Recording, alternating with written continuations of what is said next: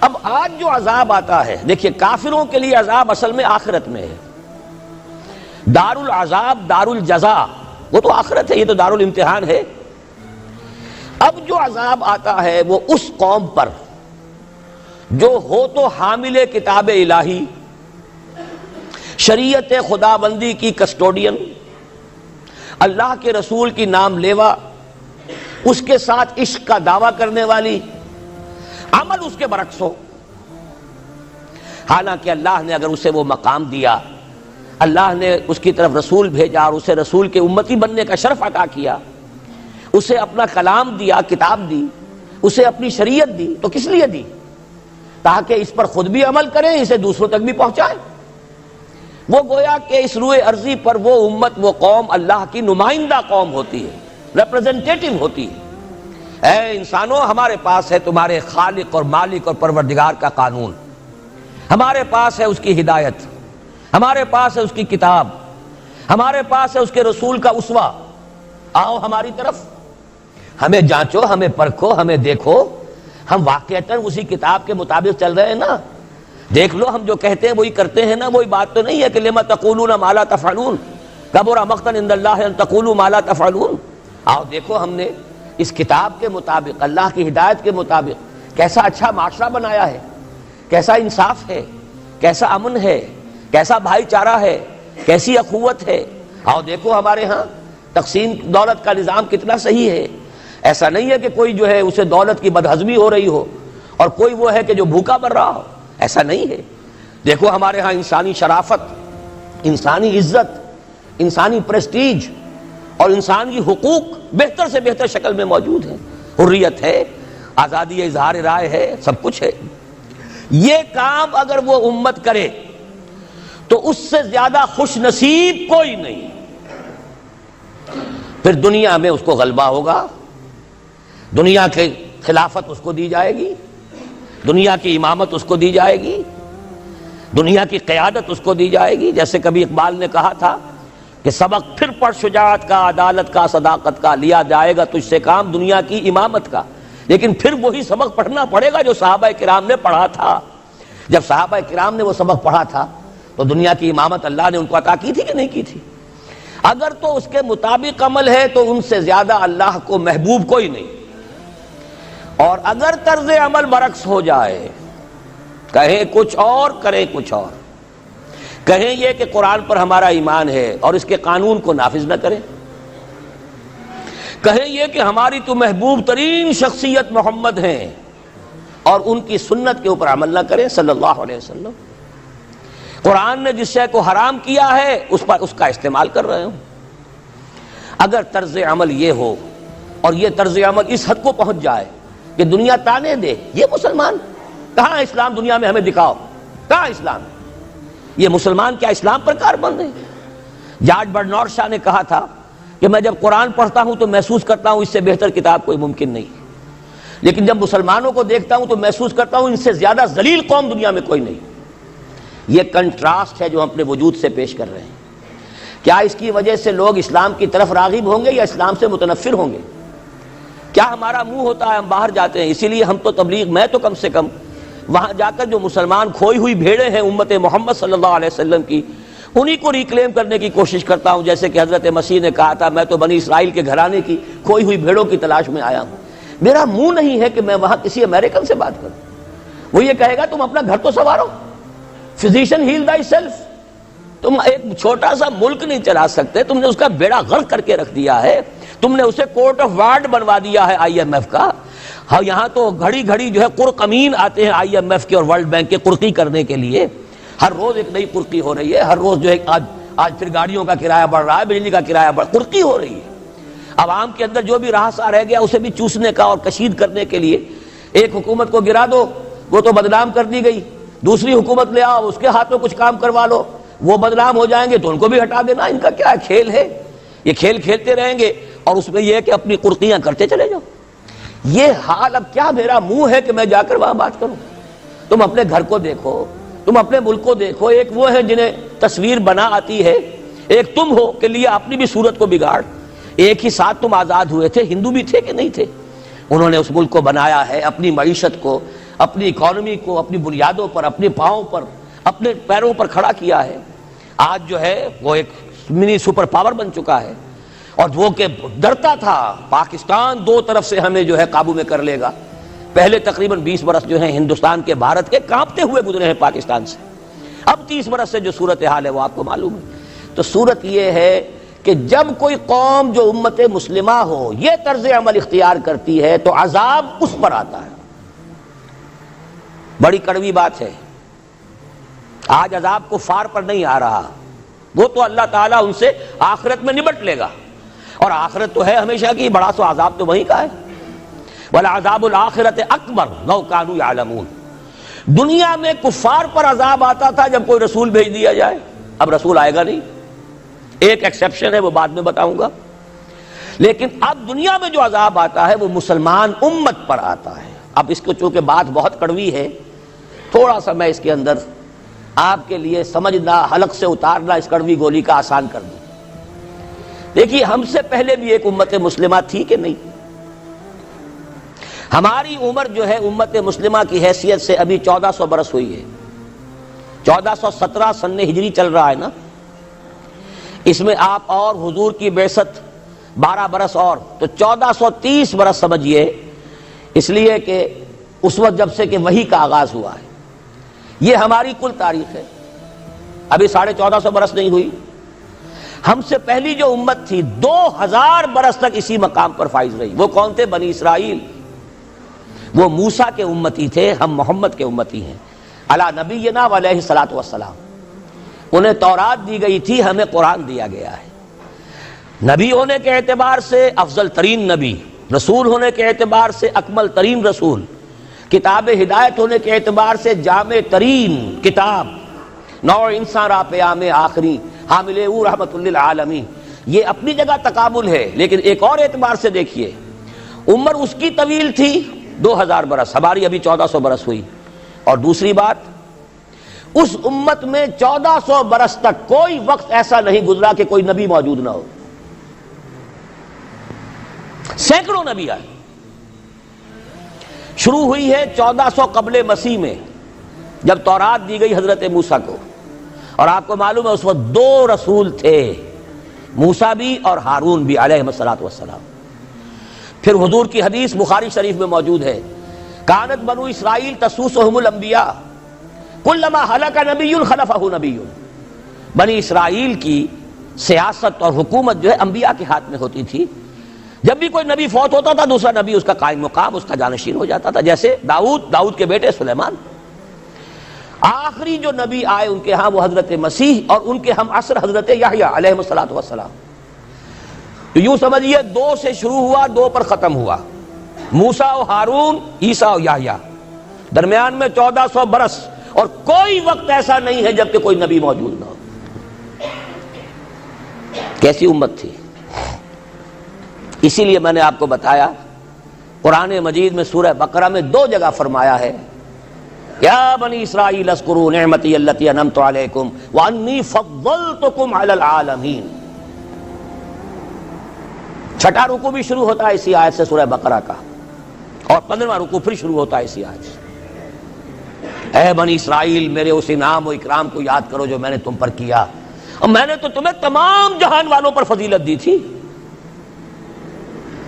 لیکن وہی بنی اسرائیل جب ان کا طرز عمل کیا ہوا، شریعت کو پس پش ڈال دیا.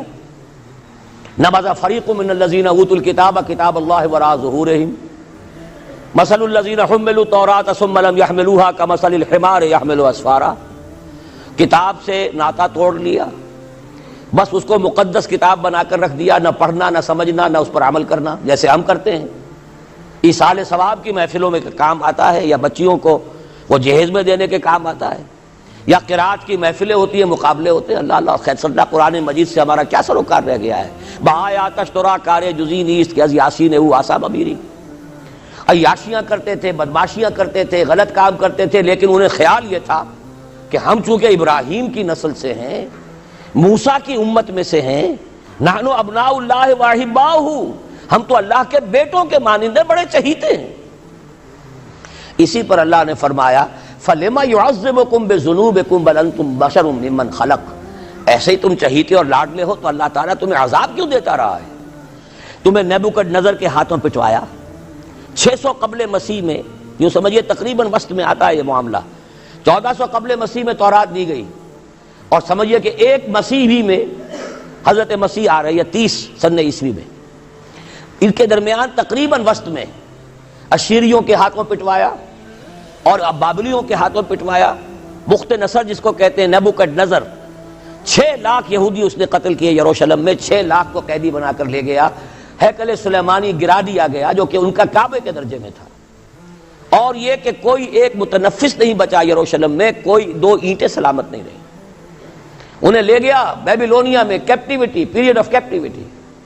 وہاں سے واپس آئے، توبہ کی انہوں نے، حضرت عزیر علیہ السلام کی دعوت توبہ جو ہے، توبہ کی منادی کے نتیجے میں، تو پھر اللہ نے انہیں ایک موقع اور دیا، اور ان کی ایک بڑی عظیم سلطنت قائم ہوئی، مکابی سلطنت، اور پھر ٹیمپل جو ہے دوبارہ بنا، یہ جو سیکنڈ ٹیمپل کہلاتا ہے، دوسری تعمیر جو ہوئی ہیکل سلیمانی کی، اس کو بھی پھر دوبارہ جب ان کے ہاں وہی لچھن آئے، میں تجھ کو بتاتا ہوں تقدیر امم کیا ہے، شمشیر و ثنا اول، طاؤس اور رباب آخر، جب وہی لچھن ہو گئے پھر عذاب کے کوڑے پڑے، پہرے گریکس کے ذریعے، یونانیوں کے ذریعے، پھر رومنز کے ذریعے، اور سن 70 عیسوی میں وہ دوسرا ہیکل سلیمانی بھی مسمار کر دیا گیا، اور انہیں فلسطین سے نکالا دے دیا گیا، نکل جاؤ یہاں سے۔ تقریباً یوں سمجھیے کہ 1917 تک، سن 70 سے 1917 تک کتنے ہو گئے؟ 1850 برس ہو گئے تقریباً، 1850 برس یہ لوگ پھر فلسطین میں داخل نہیں ہو سکے، اور وہ ہیکل سلیمانی آج تک بھی پڑا ہوا ہے منہدم، سوائے اس کی ایک دیوار کے جسے یہ ویلنگ وال کہتے ہیں، وہاں جاتے ہیں رو دھو کر آ جاتے ہیں۔ اب تو خیر ان کا قبضہ ہے، جانا آنے کا سوال نہیں رہا، ورنہ 1967 سے پہلے بھی اجازت لے کر جاتے تھے، ماتم کر کے آ جاتے تھے، اس لیے کہ یروشلم جو ہے اس پر قبضہ تو ان کا ہو گیا تھا، لیکن مشرقی علاقہ ہے وہ، اور اس پر ابھی عربوں کا زیادہ تسلط تھا، اب وہ ختم ہو رہا ہے۔ معلوم ہوا کہ وہی قوم جو ہے، جو چہیتی بھی تھی، لاڈلی بھی تھی، خیر الامم تھی، انی فضلتکم علی العالمین کا مصداق تھی، جس پر انعامات تھے، اکرام تھا، جنہیں حضرت داؤد اور سلیمان کی سی حکومتیں دی گئیں، ان سب کا معاملہ کیا ہوا؟ غلط عمل کی وجہ سے، برعکس رویے کی وجہ سے، قرآن مجید ہی میں 2 جگہ ہے تھوڑے سے لفظی فرق کے ساتھ، ضربت علیہم الذلۃ والمسکنۃ وباؤوا بغضب من اللہ، ان پر ذلت تھوپ دی گئی، ذلیل کر دیے گئے، 1850 برس تک، پہلے 150 برس تک کیپٹیوٹی میں رہے تھے، اب 1850 برس تک جسے یہ ڈائسپورا کہتے ہیں اس میں رہے، روتے تھے، یاد کرتے تھے اپنی فلسطین کی سرزمین کو کہ ہم وہاں سے نکالے گئے ہیں۔ وہ بھی حضرت عمر نے اجازت دی تھی جا کر، جبکہ یروشلم جو ہے ہینڈ اوور کیا ہے وہاں کے عیسائیوں نے، حضرت عمر کے حوالے کیا ہے رضی اللہ تعالی عنہ، تو حضرت عمر نے انہیں آ کر زیارت کرنے کی اجازت دی ہے، ورنہ زیارت کی اجازت بھی نہیں تھی، عیسائیوں نے روکا ہوا تھا، نو جیو کوڈ انٹر جیروشلم، اور وہ جو معاہدہ کیا تھا عیسائیوں نے حضرت عمر سے، یہ ان کی طرف سے شرط تھی کہ آپ یہاں یہودیوں کو آباد ہونے کی اجازت نہیں دیں گے، لیکن کم اینڈ وزٹ، آئیں زیارت کریں اور جائیں، لیکن یہاں آباد نہیں ہوں گے۔ یہ قوم جو اونچی تھی، بڑی تھی، فضلتکم علی العالمین تھی، لیکن وہی قوم ضربت علیہم الذلۃ والمسکنۃ وباؤوا بغضب من اللہ، اللہ کے غضب کو لے کر لوٹی۔ یہ ہے اصل میں وہی معاملہ جو آج ہمارے ساتھ ہے۔ اللہ کا قانون تو غیر جانبدار ہے، وَلَن تَجِدَ لِسُنَّتِ اللَّهِ تَحْوِيلًا وَلَن تَجِدَ لِسُنَّتِ اللَّهِ تَبْدِيلًا، اللہ کا قانون قوموں اور امتوں کے لیے بدلتا نہیں، وہی صورت ہے۔ ہمیں بھی کہا گیا کنتم خیر امت اخرجت للناس، تم بہترین امت ہو جسے دنیا والوں کے لیے نکالا گیا ہے، تمہارا کام کیا ہے؟ ہم تو جیتے ہیں کہ دنیا میں تیرا نام رہے، کہیں ممکن ہے کہ ساقی نہ رہے جام رہے، ہمارا کام تو تھا اس اسلام پر عمل کریں اور دنیا کو دعوت دیں، اپنے عمل میں بھی گواہی دے، آؤ دیکھ لو ہم جو کچھ کہہ رہے ہیں یہ تھیوری نہیں ہے، یہ صرف لفاظی نہیں ہے، یہ شاعری نہیں ہے۔ اگر محمد رسول اللہ نے فرمایا صلی اللہ علیہ وسلم سید القوم خادمہم، آؤ دیکھ لو مدینے میں ہمارا خلیفہ عمر فاروق خادم ہے کہ نہیں ہے؟ کیا کوئی بادشاہ ہے؟ کیا اس نے کوئی محل بنایا ہے؟ کیا اس کے لیے کوئی خدم و حشم ہے؟ کیا اس کے لیے کوئی باڈی گارڈ ہے؟ کچھ بھی نہیں۔ جیسی جھونپڑیاں دوسروں کی ہیں ویسی جھونپڑا اس کا ہے، جیسے پیبند لگے ہوئے کپڑے دوسروں کے ہیں، بلکہ دوسروں کے بہتر بھی ہوں گے، اس کے کپڑوں میں پیبند لگا ہوا ہے، اس کے نام سے قیصر و کسریٰ کے درباروں میں لرزہ ہے، لیکن اس کی سادگی کا عالم یہ، آؤ دیکھو، see with your own eyes, come here, see it۔ یہ اگر ہم کرتے اور کر سکتے، جب تک کرتے رہے تو ہم سے اونچا کوئی نہیں، اللہ کا ہم سے بڑھ کر محبوب کوئی نہیں، ہم سے زیادہ امت مرحومہ اور کوئی نہیں۔ لیکن جب ہم نے برعکس روش اختیار کی تو کیا ہوا؟ جیسے انہیں پٹوایا گیا تھا ایشورینس کے ہاتھوں، ہمیں پٹوایا گیا سب سے پہلے جو صلیبیوں کے ہاتھوں، کروسیڈرز۔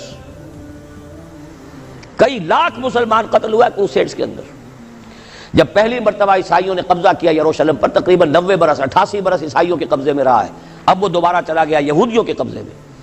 اس وقت جو ہے اتنا قتل عام ہوا تھا عربوں کا اور مسلمانوں کا یروشلم میں کہ جب فاتحین کے گھوڑے داخل ہوئے ہیں شہر کے اندر تو گلیوں کے اندر ان کے گھٹنوں تک خون کی نہر بہہ رہی تھی۔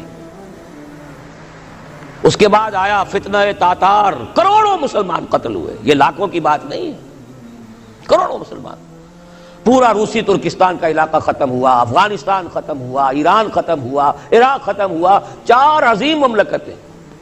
اور آخری خلیفہ بنو عباس کا وہ گھسیٹ کر نکالا گیا اپنے محل سے، مستعصم باللہ۔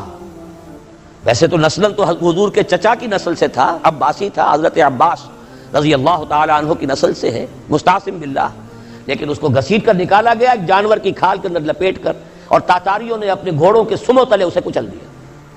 وہ دن اور آج کا دن پھر امت مسلمہ کی قیادت عربوں سے چھین لی گئی۔ اس کے بعد اللہ نے پھر کرم فرمایا، پھر کچھ اولیاء اللہ کے ذریعے سے، کچھ صوفیاء کے ذریعے سے اتنا بڑا معجزہ ہو گیا، جیسا کہ حضرت عزیر علیہ السلام کے ذریعے سے ہوا تھا کہ یہود میں دوبارہ انابت اللہ، توبہ کا جذبہ پیدا ہو گیا۔ ایسے ہی کچھ صوفیاء کرام کے ذریعے سے، نیک لوگوں کے ذریعے سے، اللہ والوں کے ذریعے سے، وہی تاتاری جنہوں نے کروڑوں مسلمانوں کو قتل کیا تھا خود مسلمان ہو گئے۔ ہے آیا فتنہ تاتار کے افسانے سے، پاسباں مل گئے کعبے کو صنم خانے سے۔ پھر غلبہ ہوا، پھر ترکوں کی عظیم حکومتیں قائم ہوئی، ترکان تیموری، Terken Usmani, Terken Seljuqi, Terken صفوی۔ عرب تو معزول ہو گئے تھے، لیکن ترکوں کی زیر قیادت پھر گریٹ آٹومان امپائر بھی قائم ہوئی۔ اس کے بعد پھر جب وہ ترکوں کے اندر بھی وہی بادشاہت، وہی عیاشیاں، وہی محل بن رہے ہیں، وہی جو ہے توپ کاپی محل جا کر دیکھ لیجئے، وہی عیاشیاں شروع ہو گئی، وہی عللے تللے ہو گئے، وہی ظلم شروع ہو گئے، تو پھر اللہ نے دوبارہ پھر ہمیں یورپی اقوام کے ہاتھوں ذلیل کیا، کہیں انگریزوں کے غلام، کہیں فرانسیسیوں کے غلام، کہیں اطالویوں کے غلام، کہیں ولندیزیوں کے غلام۔ پورا عالم اسلام اس صدی کے آغاز میں، پہلی جنگ عظیم کے بعد، پورا عالم اسلام غلامی میں تھا، سوائے نجد کا ایک علاقہ تھا کہ نجد میں ابھی تیل برآمد نہیں ہوا تھا، ورنہ سب سے پہلے پنجے وہاں گڑتے، وہاں ریت میں جا کے لینا کیا تھا۔ باقی تو یہ ہندوستان غلام ہے، انڈونیشیا غلام ہے، سب کے سب، یہ جاوا، سماٹرا، چلتے جائیے، سب غلام ہیں۔ اس کے بعد ایران چاہے براہ راست غلامی نہیں تھی، لیکن انگریزوں کے انتداب میں تھا، کنٹرول انہی کا تھا۔ عراق پر انگریزوں کا کنٹرول تھا۔ اسی طریقے سے یہ ساری جو عرب مملکتیں ہیں، یہ انگریزوں کے زیر اثر تھی، اور یا یہ کہ فرانسیسیوں کے زیر اثر تھی۔ شمالی افریقہ یا فرانسیسیوں کا تھا یا اسپین کا تھا، اور یا یہ کہ اطالویوں کا تھا، لیبیا۔ یہ حال ہمارا ہوا۔ یہ ہے اصل سبب اور یہ ہے معاملہ، جس میں اب میں آخری بات اس موضوع پر کہہ دینا چاہتا ہوں۔ یہ پروسیس بہت جلد ایک بہت بڑی کلائمیکس کو اور بہت بڑی انتہا کو پہنچنے والا ہے۔ وہ انتہا کیا ہے؟ دیکھیے، میں نے جو کہا تھا کہ ایک استثناء ہے، ایک قوم، ایک امت ایسی ہے کہ جس نے اپنے رسول کو رد کیا اور اسے ہلاک نہیں کیا گیا۔ حضرت نوح کی قوم غرق، حضرت ہود کی قوم ختم، حضرت صالح کی قوم ختم، حضرت شعیب کی قوم ختم، آل فرعون ختم۔ یہود وہ امت ہے کہ معزول تو ہو گئی، جیسے ہی حضور آ گئے قرآن لے کر معزول ہو گئے۔ وہ جیسے کوئی ایک منصب ہے، اس منصب سے معزول کر دیے گئے، قتل نہیں کیا گیا، انہیں زندہ رکھا گیا۔ منصب تو اب قرآن آ گیا، محمد رسول اللہ آ گئے صلی اللہ علیہ وسلم، اور کعبے کے گرد ایک نئی امت۔ وَكَذَلِكَ جَعَلْنَاكُمْ أُمَّةً وَسَطًا لِتَكُونُوا شُهَدَاءَ عَلَى النَّاسِ وَيَكُونَ الرَّسُولُ عَلَيْكُمْ شَهِيدًا۔ اگرچہ یہ امت 600 برس قبل قتل اور ختم ہونے کی مستحق ہو چکی تھی، کیوں؟ 600 برس قبل آئے تھے حضرت مسیح علیہ السلام، اور قرآن میں بھی ہے اور موجودہ بائبل میں بھی ہے کہ حضرت مسیح کو اسرائیل ہی کی طرف بھیجا گیا. صرف سورہ آل عمران میں ہے رسولاً الی بنی اسرائیل.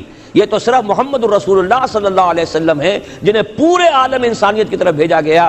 کوئی اور رسول تمام انسانوں کے لیے مبعوث نہیں ہوا. اور ابھی بائبل میں موجود ہے کہ میں صرف اسرائیل کے گھرانے کی کھوئی ہوئی بھیڑوں کی تلاش میں آیا ہوں. اسی لیے میں نے کہا تھا میں بھی امریکہ وغیرہ جاتا ہوں تو یہ اپنے پاکستانی ہندوستانی بھائی جو ہیں یہ کھوئی ہوئی بھیڑیں وہاں جا کر جو ہیں وہ گم ہو گئی ہیں، ان گمشدہ بھیڑوں کی تلاش میں.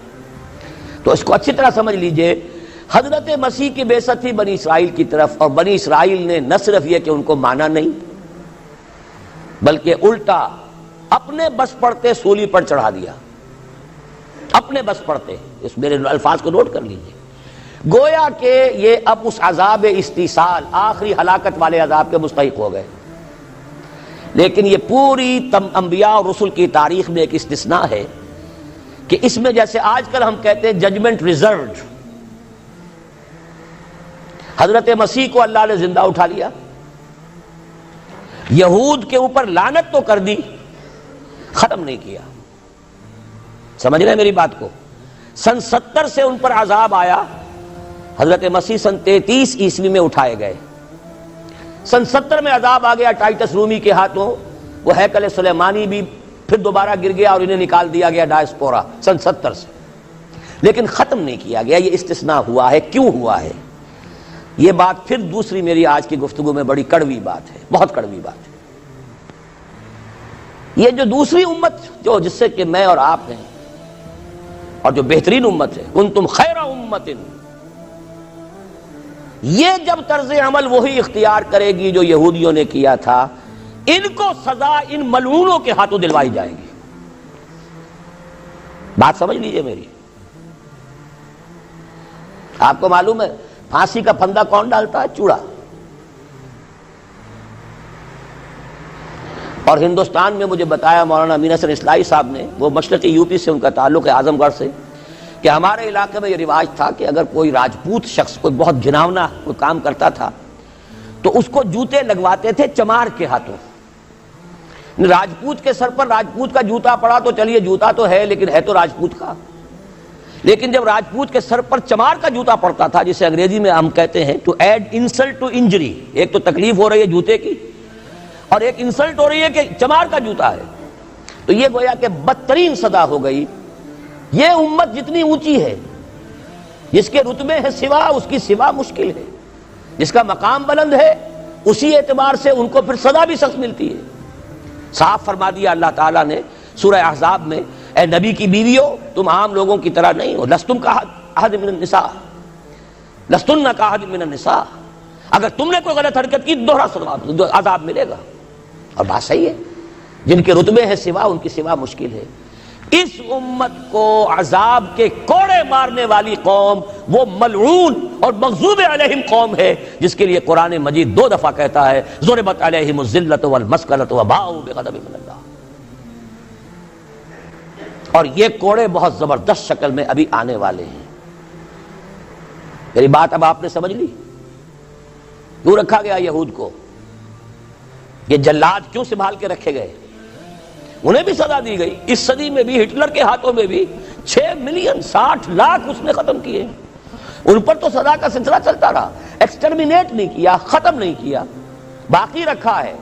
اس لیے کہ ان کو کوڑا بنا کر امت مسلمہ کی پیٹھ پر مارنا ہے کہ تمہارا رتبہ، تم محمد کے امتی صلی اللہ علیہ وسلم، ہمارے آخری رسول، ہمارے اکمل رسول، ہمارے خاتم النبیین، خیر البشر، اور ان کی امت ہو کر تمہارا حال یہ ہے.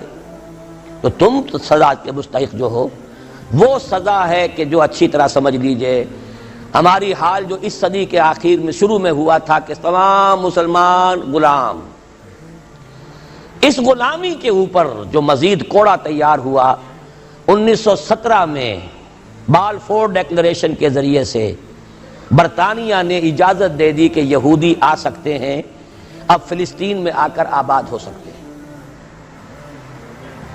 وہ مکان خرید سکتے ہیں، جائیداد خرید سکتے ہیں، زمینیں خرید سکتے ہیں. 1971۔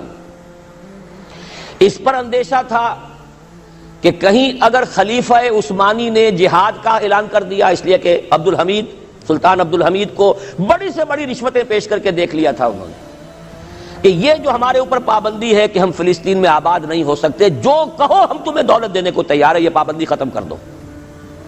سلطان عبد الحمید ویسے جو بھی کچھ تھے چھوڑ دیجئے، لیکن یہ کہ اس نے کہا کہ جو معاہدہ عمر نے کیا تھا رضی اللہ تعالی عنہ، میں پیچھے نہیں جاؤں گا، لہذا خلافت ختم کروا دی، اور کروائی کس کے ہاتھوں؟ ایک مسلمان کے ہاتھوں، اس لیے کہ فری میسن تھا مصطفیٰ کمال پاشا، فری میسن، یہ سب یہودیوں کے ادارے۔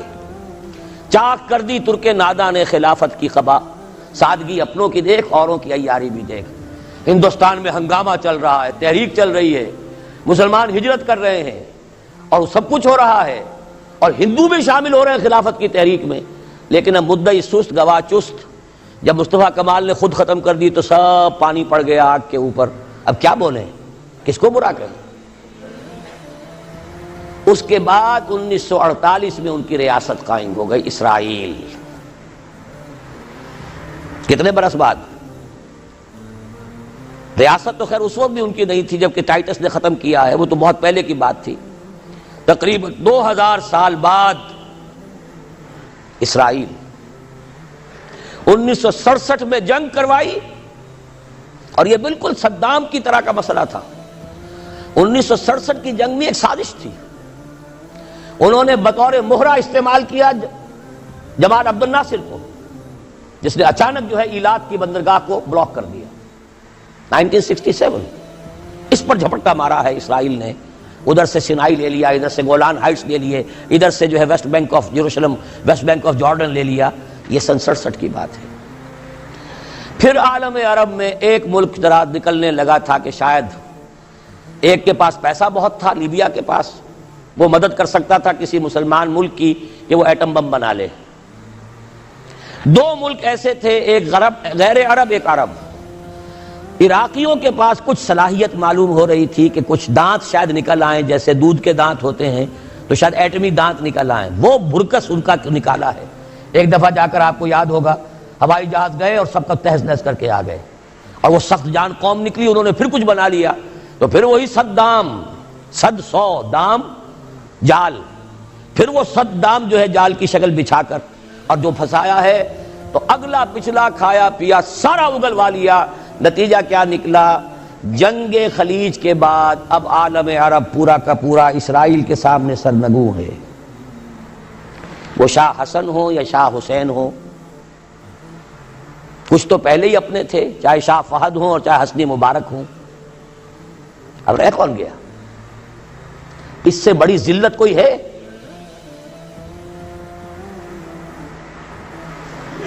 جن کے ساتھ ایک میز پر بیٹھنے کو تیار نہیں تھے، جن کے ساتھ گفتگو کو تیار نہیں تھے، اور بلا کر کہاں کھڑا کیا ہے؟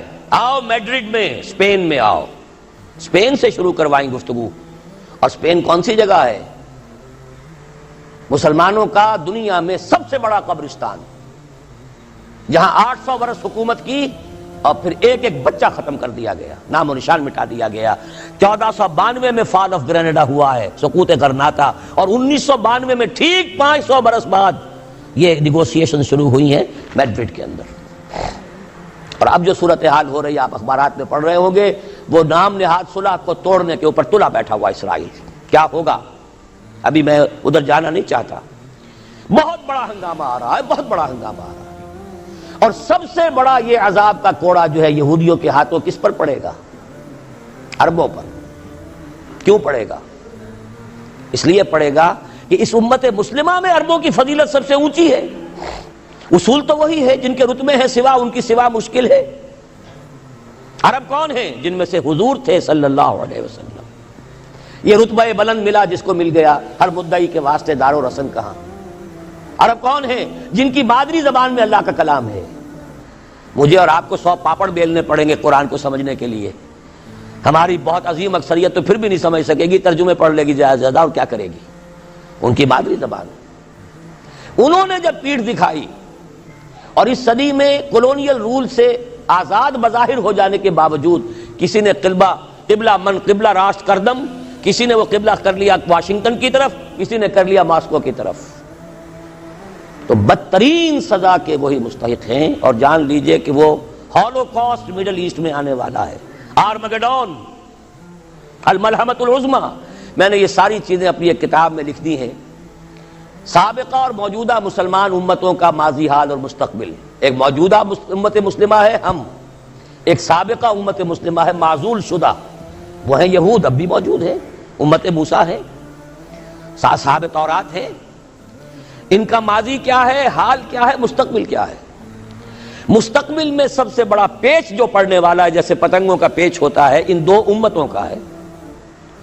مڈل ایسٹ سب سے بڑی جنگ، تاریخ انسانی کی عظیم ترین جنگ کا میدان بنے گا، جس کو حضور نے نام دیا الملحمۃ العظمی، عظیم ترین جنگ۔ احادیث موجود ہے میری اس کتاب کے اندر، حوالوں کے ساتھ ہے، ٹیکسٹ کے ساتھ ہے۔